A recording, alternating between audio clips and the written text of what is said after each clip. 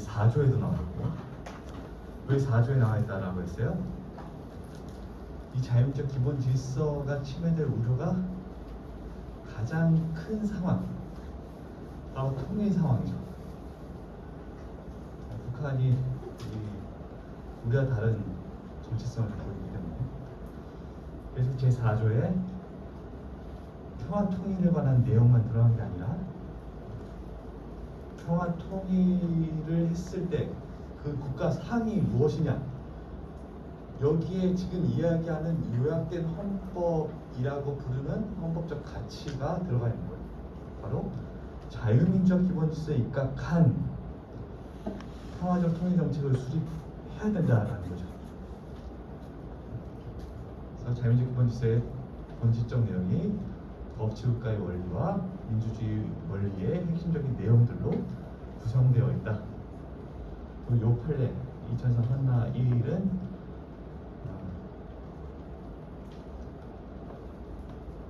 유엔정당 해산에 관한 판례로 나와 있죠. 8조 4항에 유엔정당 해산 제도의 이론적 근거는 방어적 민주주의인데, 방어적 민주주의라는 것은 민주주의 이름으로 민주주의를 파괴하려는 세력으로부터 민주주의를 보호하기 위한 이론이다.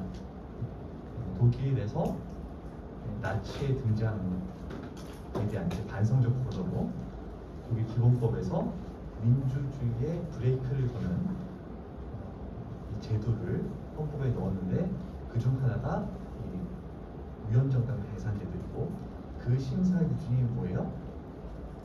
바로 이 자유민주적 기본질서다. 그래서 8조 4항도 나오죠.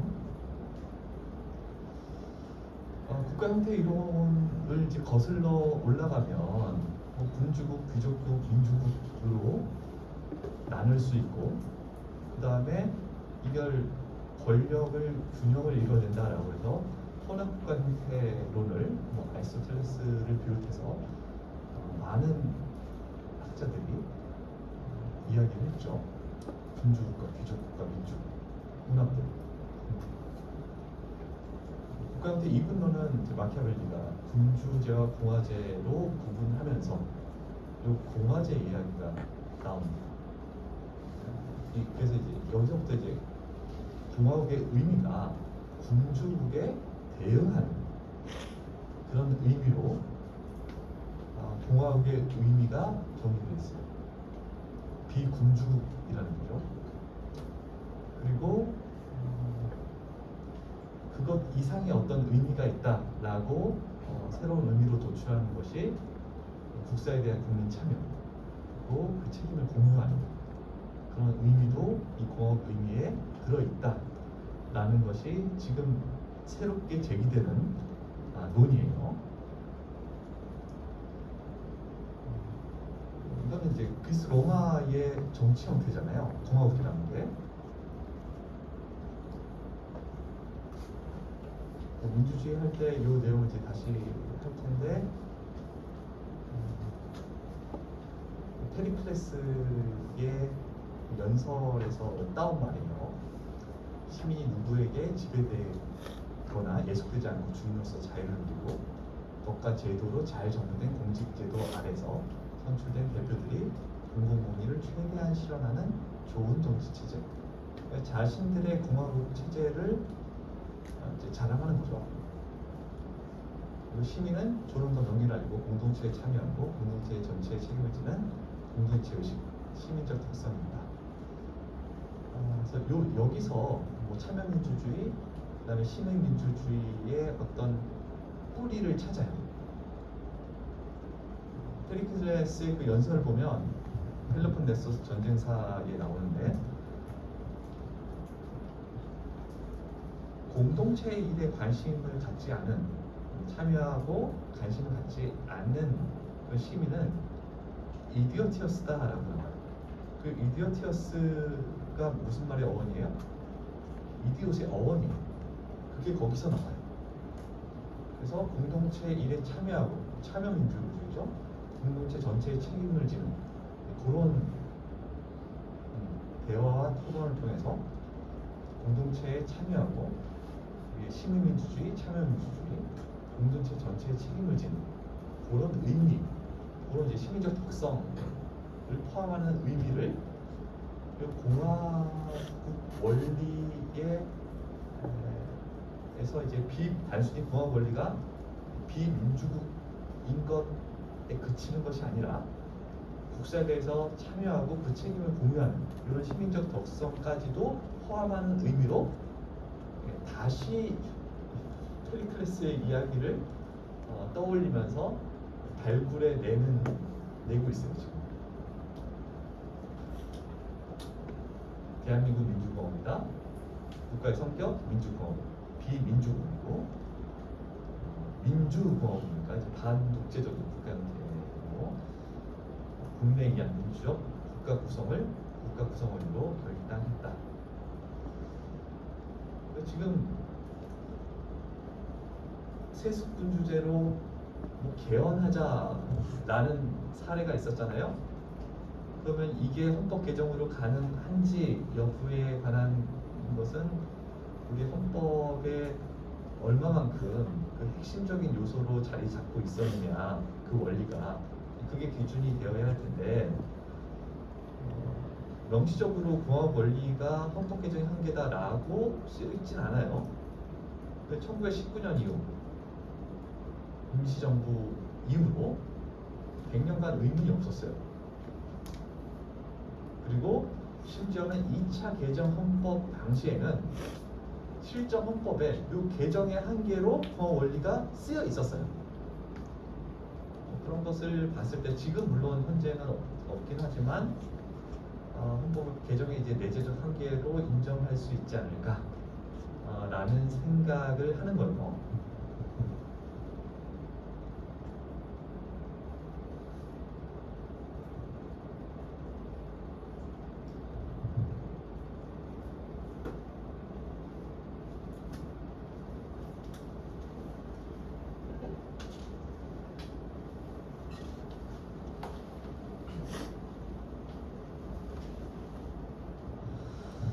민주주의와 법치주의에 대해서 이번 시간과 다음 시간 걸쳐서 좀 이야기를 해보죠.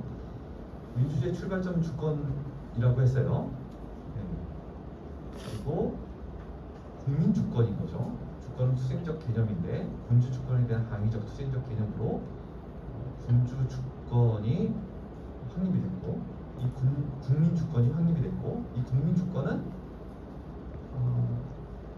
민주주의 원리로 이제 국민이 실제로 주인이 되는 그런 원리로 발전이 되어 나가는데 결국은 국가 권력의 정당성 부여 기준은 국민이 그런 국가 권력을 정당화시켰는지 여부가 이제 되는 거죠.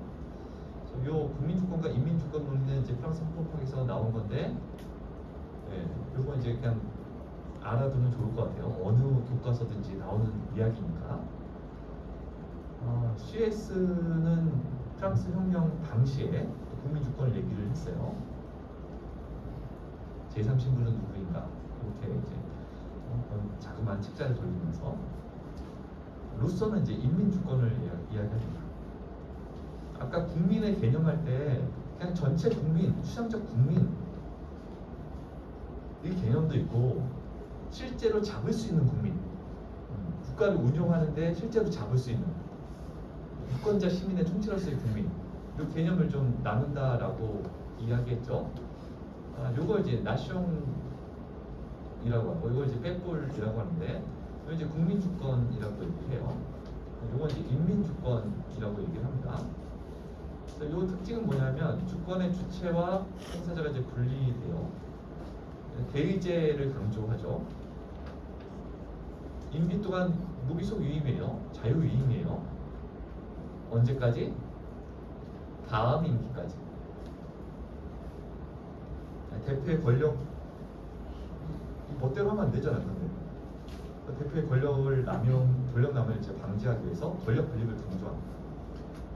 반면에 루소의 경우에는 주권의 주체와 행사자를 일치시켜야 된다 이 동일성 민주주의를 강조해요.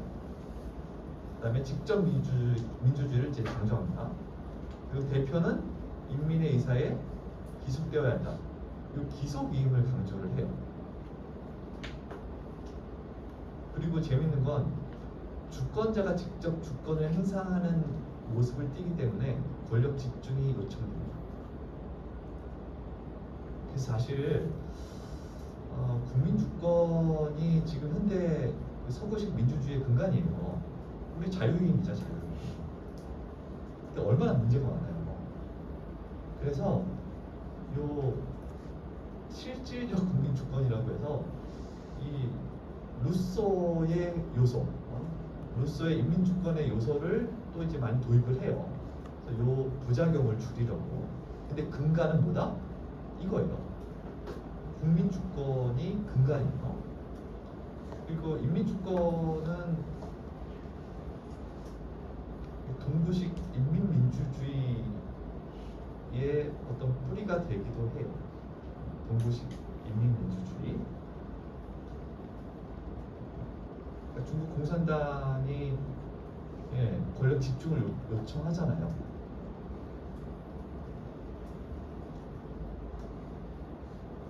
조선 민주주의 인민공화국이라고 이야기하는데 뭐 지금 왕조처럼 운영이 되고 있긴 하지만 동구식 민주주의가 우리가 이제 얘기하면 진짜 민주주의가 아니라 가짜 민주주의다라고 이야기하잖아요. 조선 민주주의 인민공화국이라고 하니까 심지어 중국도 민주주의 한다라고 하니까 이게 무슨 민주주의냐? 그건 이제 가짜 사이비 민주주의다라고 이야기하는데 그건 이제 서구식 이 민주주의를 기준으로 할 때 그런 거예요. 근데 거기도 족보가 아예 없는 건 아니에요. 동구식 인민민주주의에 족보가 있어요. 그거는 이거죠.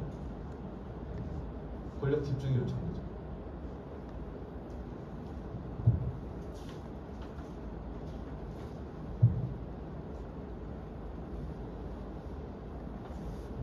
민주주의 데모스크라토스예요.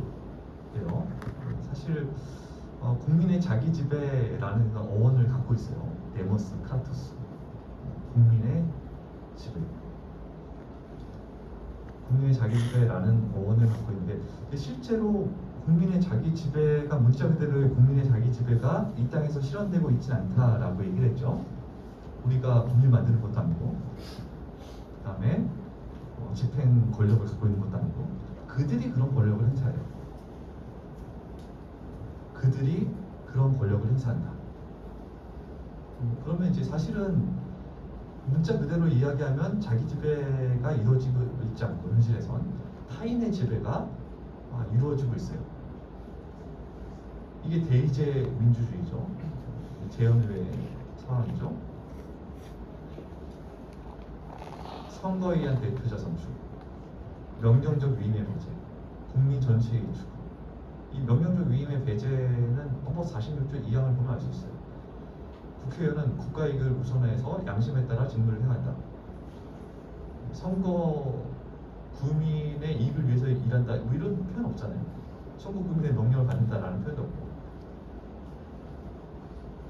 그래서 지금 이걸 보면 슈에스가 말한 국민주권론을 근거로 하는구나, 근간으로 하는구나 라는 걸 알 수 있어요.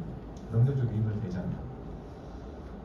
물론 실제 상황을 보면은 뭐 지역 국민을 위해서 여러 가지를 많이 하죠. 쪽지 예산도 주고 그렇긴 하지만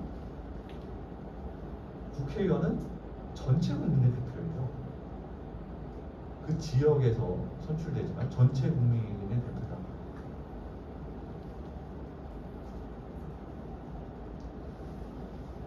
법률은 전체 국민에게 미치는 거잖아요. 그죠? 국회의원은 전체 국민의 대표다. 그래서 이 명령적 위임을 이제 따르지 않는다. 요거 한번 볼까요?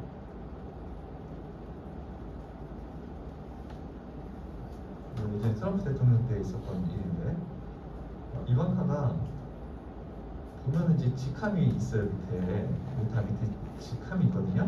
여기 직함이 있잖아요.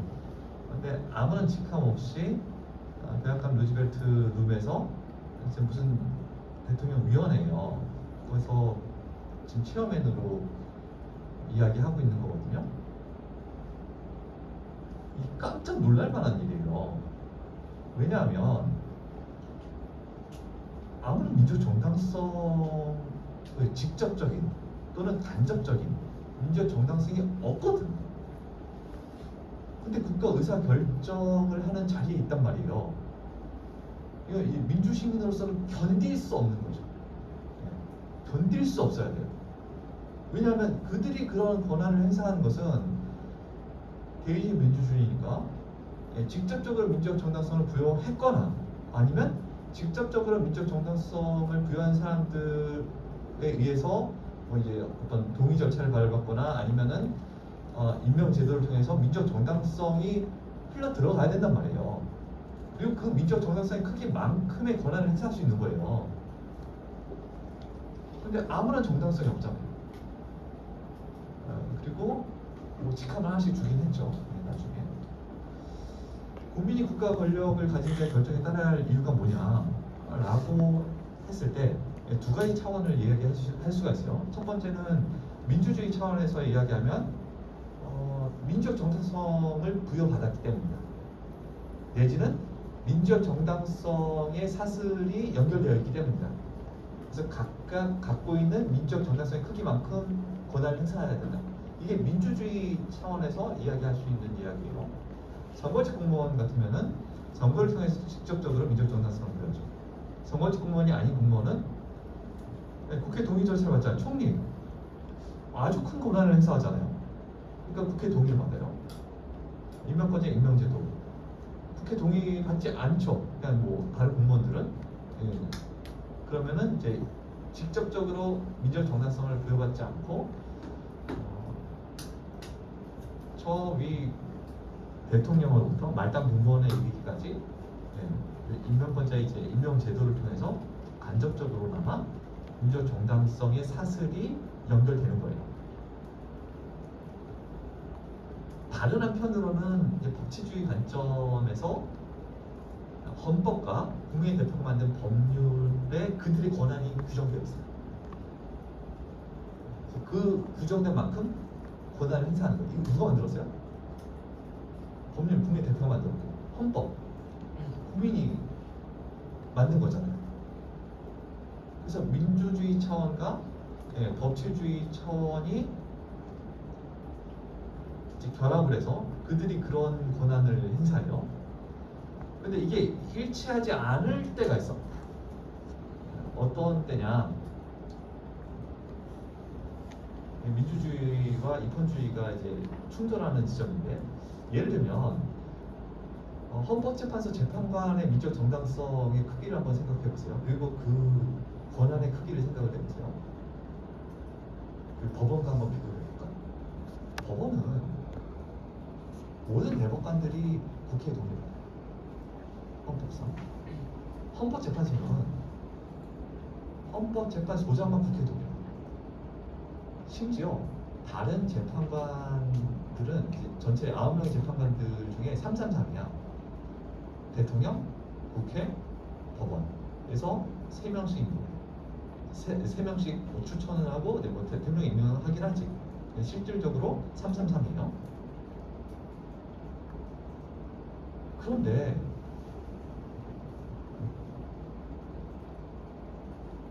어떻게 생각하면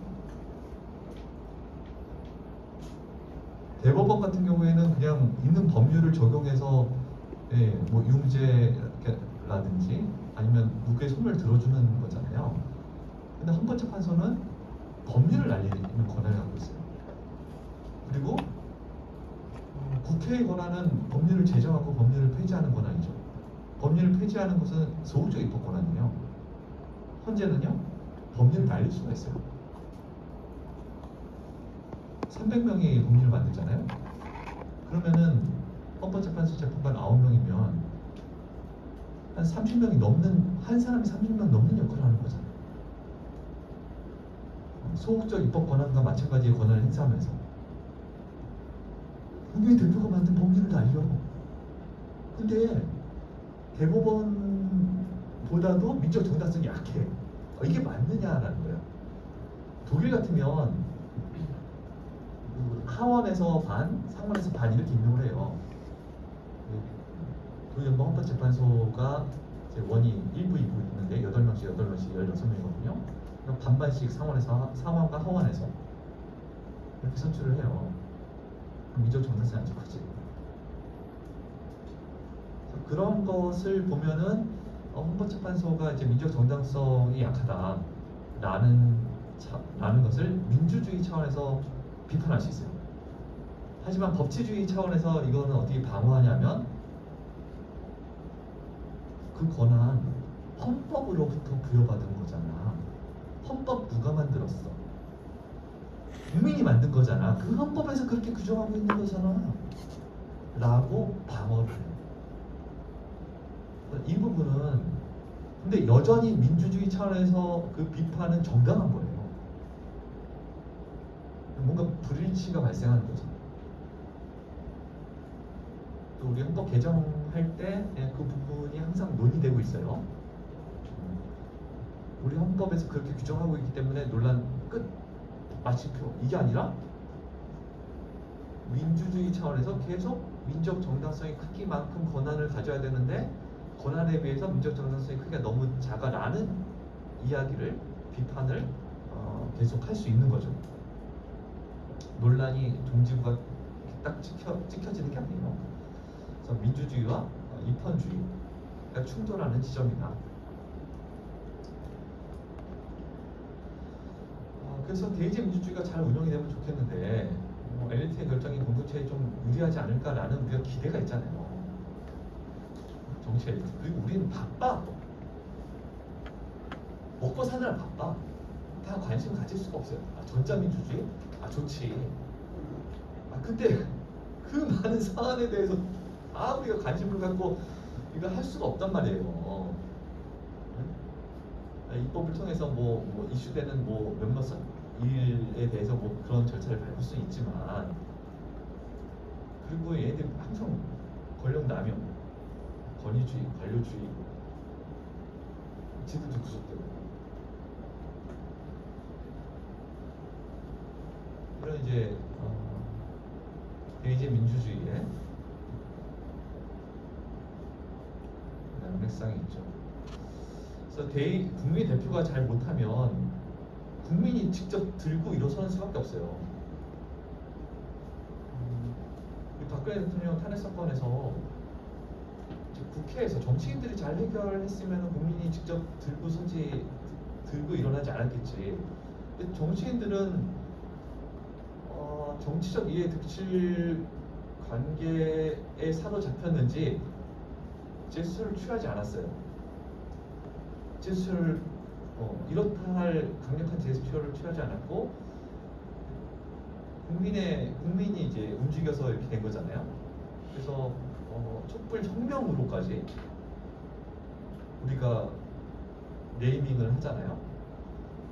그리고 이제 광장 민주주의라는 이제 표현을 쓰죠. 그래서 이 대민주주의의 이 단점들을 보완을 하려는 그런 시도는 이제 거슬러 올라가죠. 직접 민주주의에 대한 관심으로 귀착이 되고, 그러면 직접 민주주의를 했던 고대 그리스의 민주주의의 모습을 좀 생각을 하면서 거기에 어떤 시사점이 있지 않을까라는 생각을 한 거예요. 페리클레스의 전사자 추모 연설이에요. 어디서 연설하고 있어요? 광장에서 연설하고 있죠. 저 위에 보이는 것이 아크로폴리스예요. 스파르타의 전쟁에서 깨졌어요. 펠로폰네소스 전쟁이죠. 그리고 밀리고 있어요. 계속 밀리면 망하는 거예요. 이 공화정 자체가 망하는 거예요. 자신들의 정치 체제가. 그래서 여기서 페리클레스가 이제 희생된 전사자 추모 연설을 하면서 애국심을 고취시키기 위한 연설을 합니다. 이 아테네 민주정치가 우리 손으로 이룬 건데 아주 탁월한 세계에 의리 없는 것이지 않냐. 이런 아테네 민주정치는 바로 이런 전사자의 희생에 헤어진 것이다 라고 애국심을 고취하는 그런 연설을 합니다. 펠로폰네소스 전쟁사에 이 내용이 나와요. 아까도 잠깐 봤는데 다른 이웃나라 체제를 모방한 것이 아니라 우리 거야 이거. 민주정, 이 민주주의, 권력의 소수의 수중에 있는 것이 다수의 손에 있기 때문에 민주주의다. 아테네에는 정치에 관심 갖고 적극적으로 참여하는 사람들이 바로 아테네인이다. 그래서 그게 시민으로서의 덕성이라는 거죠. 정치에 관심을 갖고 적극적으로 참여하는 시민. 덕스러운 시민은 자유와 권리를 누리면서 공동체를 위한 사회적 책임을 실현한다. 해서 공화주의의 뿌리, 참여민주주의, 시민민주주의의 어떤 모티브가 되는 그런 민주주의를 설명한 가장 오래된 문헌인 것이죠. 그래서 여기가 지금 광장이잖아요. 광장 민주주의 할 때 그 광장이죠. 아고라, 시장이기도 하고 광장이기도 하고 아고라죠. 그럼 뭐 시장에 가다. 아고라 포비아 그러면 광장 공포증이죠. 다음 커뮤니케이션의 뭐 게시판 이름도 아고라잖아요. 그게 바로 광장이라는 뜻이고. 근데 얘네들은 18세 이상 남자, 20세 이상의 남자가 이제 공적으로 표명을 할 수 있고 참석은 18세 이상 남자부터 할 수 있는데 민회에서 시민들이 의사결정을 하죠. 근데 그게 뒷받침될 수 있었던 것은 노예제도가 있었기 때문에 먹고 살 걱정을 크게 하지 않았거든요. 평소에 뭐 배심원 집정관들은 이제 추첨제로. 그래서 얘네들은 사실 선거가 당시에 민주적인 것으로 여겨지지 않았어요. 선거는 오히려 추첨제가 민주적인 것으로 여겨졌어요.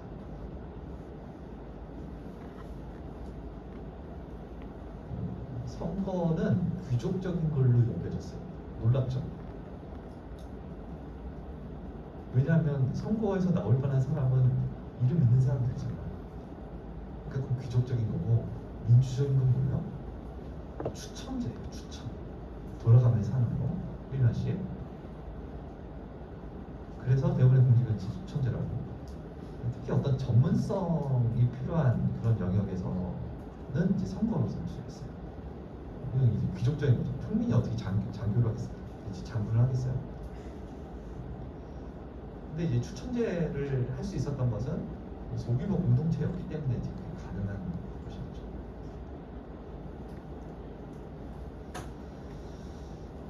그래서 이 직접 민주주의적인 요소를 에 대해서 우리 다시 한번 이제 관심을 갖게 되는데 거기에 대한 한계도 분명히 있어요. 뭐냐면 여러분 우리 헌정사를 보면은 쿠데타 일으켜서 정권 잡고 초헌법적인 권력, 국가 권력을 행사하고 지난 헌법 다 무시하고 지들이 군인들이 법을 만들고 헌법 개정을 만들고 결국은 마지막 뭐래요? 국민투표. 국민투표 다 통과해요. 다 통과했잖아. 국민투표 통과 안 한 적 있어요? 그렇게 제한된 개헌안이 국민투표로 통과가 되잖아요. 그래서 이게 필터 역할을 하기가 참 어렵다. 특히 독재 권력이 국민의 정당성을 표방하고 선전을 하고 선동을 하고 대중들에게 정보를 차단, 대중의 무지를 이용하고 독재 수단으로 악용될 여지가 상당히 크다라고 해서 지금 현행 헌법에 직접 민주주의적인 요소로 담겨져 있는 게 뭐예요?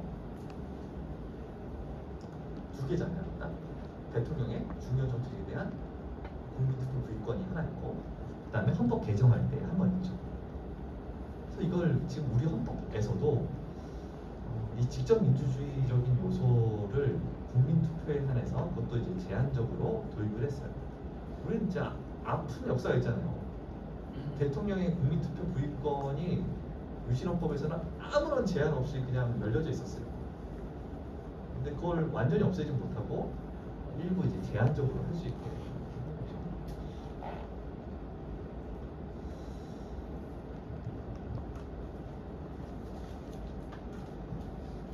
그래도 이 대의민주주의를 보완하려면 직접 민주주의적인 요소를 조금 더 고려하는 방안들이 있죠. 국민투표는 지금 현재 제한적으로 갖고 있고, 그 다음에 이제 국민소환, 국민발언 이 제도도 저는 문재인 정부 출범할 그 시기에 정부 개헌안이 있었어요. 개헌 드라이브를 초기에 걸었었죠. 물론 무산됐지만 개헌 논의가 있었고, 그 개헌 논의 뭐 결국은 남은 게 뭐 원포인트 개헌으로 해서 그 원포인트 개헌이 4년 중임제거든요, 대통령. 거기에 대한 어떤 일종의 합의는 있었지만 전체적으로 이제 개헌안을 냈는데, 그 개헌안에 국민 소환, 국민 반환 제도도 들어 있었어요. 대의민주주의를 이제 보완하기 위한 요소로 중요한 요소이긴 해요. 그 다음에 참여민주주의, 시민민주주의적인 그 요소를 좀 강조하는 거. 그 다음에 건강한 여론을 형성하는 거. 왜 루소가 비판하잖아요. 데이제에 대해서 신랄한 비판. 너희들 영국 시민을 향해서 너희들 민주주의 그러는데, 내가 볼 때 너희는 투표 날에만 자유인이고, 투표 날부터 그 다음 투표 날까지 너희는 노예질하잖아. 얼마나 소름 돋는 얘기예요. 이거는 지금 현재도 우리에게 그대로 적용되는 이야기거든. 그렇게 되지 않기 위해서는 일상적으로 국민의 의사가 국가 권력으로 흘러 들어가야 돼요. 어디서? 공적 여론 형성의 장에서, 공론의 장에서. 이걸 서포트해주는 교육관이 뭐예요? 표현의 자유죠. 언론, 출판, 집회, 결사의 자유죠. 그래서 대의제 민주주의가 문제가 많이 노출돼요. 그래서 이걸 이제 보완하기 위한, 제도적으로 보완하기 위한, 기본권적으로 이제 보완하기 위한 여러 가지 시도들이 있고, 이걸 어떻게 보완해야 될지 그런 논의가 중요하죠. 좀 생각을 해보죠. 뭐 참여민주주의, 시민민주주의가 헌법학에서는 이제 논의가 많이 되고 있진 않아요. 이 논의들은 이미 뭐 제도적으로 이제 반영되어 있는 측면도 있고, 뭐 그 정신을 강조하는 건 뭐 중요하지만, 그래서 다수결 원칙과 참여민주주의, 뭐 다원주의와 시민민주주의 이렇게 좀 놓고 보면, 이 다수결 원칙과 다원주의는 민주주의, 대의제 민주주의에 있어서 아주 중요한 요소예요. 다수결 원칙은 뭐예요? 민주적 의사결정 방식이잖아요.